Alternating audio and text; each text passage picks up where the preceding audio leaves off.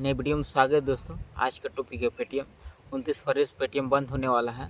और अगर वॉलेट पे पैसा है उसका क्या होगा, फास्टैग में रिचार्ज है उसका क्या होगा, शेयर मार्केट में इन्वेस्टमेंट है उसका क्या होगा, इतने सारे दुकानों में पेटीएम लगे उसका क्या होगा, आपको सारे कुछ की जानकारी मिलेगा। आप लोग वीडियो को पूरा देखें। पेटीएम बैंक और कमर्शियल बैंक दो प्रकार का होता है। चलिए बोलिए अंतर जान लेते। कमर्शियल बैंक जैसे SBI हो गया, HDFC हो गया, ICICI हो गया, सबको कमर्शियल बैंक बोलते हैं। और पेटीएम बैंक जैसा कंपनी खोलने के लिए आपको कम से कम 100 करोड़ का फंड दिखाना होगा RBI को, तब पेटीएम जैसा खोल सकते हैं। और उसमें आपको क्रेडिट कार्ड नहीं मिलेगा, लोन नहीं मिलेगा, और अधिकतर आप 1 लाख तक पेटीएम में रख सकते हैं। और जैसे कमर्शियल बैंक के लिए आपको कम से कम 500 करोड़ का फंड दिखाना होगा RBI को, तब आप खोल सकते हैं।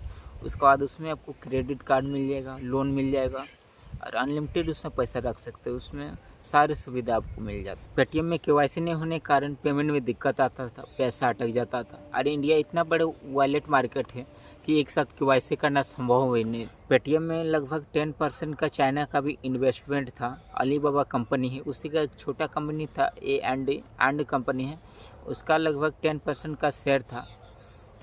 जैसे पेटीएम बैंक को इंस्टॉल किया तो उसमें परमिशन मांगता था, ऐप गैलरी, फ़ोन नंबर, ये सब सारा कुछ। तो ये सब मतलब पेटीएम तक सीमित था या चाइना को भी शेयर किया जा रहा था, क्योंकि 10% का इन्वेस्टमेंट चाइना का भी था। तो RBI की इसलिए डाउट किया, तो ऑडिट करवाना होता है बैंक अकाउंट को। तो मतलब पेटीएम जैसे अपना बैंक अकाउंट को ऑडिट भी नहीं करवा रहा था।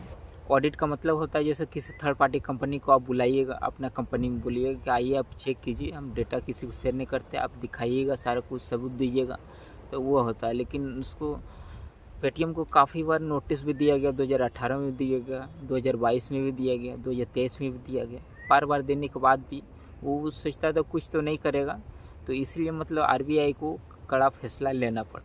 अगर पेटीएम बैंक में पैसा है तो 29 तारीख तक आप आराम से निकाल सकते हैं, इसमें कोई दिक्कत नहीं। और वॉलेट में अगर है तो वॉलेट से 29 तारीख के बाद मतलब डाल नहीं सकते वॉलेट में। उसका बाद मतलब रह भी जाता है, तो उसका बाद भी आप कहीं भी कुछ सामान मान लीजिएगा तो उससे पे कर सकते हैं, तो आपको कोई दिक्कत नहीं, उसका बाद भी आपको निकल जाए। और जैसे फास्टैग का रिचार्ज अगर आपका ज़्यादा है तो आप 29 तारीख तक मतलब फास्टैग में भी 29 तारीख तक ही डाल सकते, उसके बाद नहीं डाल सकते। लेकिन निकालने का उसका बाद निकालिएगा, मतलब सोचिएगा नहीं 29 तारीख के बाद मेरा बेकार हो जाएगा, तो उसका बाद आपको काम करेगा। जितना डाला हुआ है मतलब डलाएगा और नहीं, लेकिन जो डाला हुआ है वो आपका धीरे धीरे निकल जाएगा आपका टाइम। आप पेटीएम से जैसे बहुत सारे इंश्योरेंस किए हुए हैं, हेल्थ इंश्योरेंस, तो सबको घबराने की कोई ज़रूरत नहीं। पेटीएम में अपना स्टेटमेंट दे दिया है कि बहुत ही जल्द इसका हम सोल्यूशन ले आएंगे, तो उसका घबराने की कोई ज़रूरत नहीं। दुकान में इतने सारे पेटीएम लगा है, उसका क्या होगा ये आप लोग सोच रहे हैं, लेकिन उसका कोई दिक्कत नहीं दोस्तों।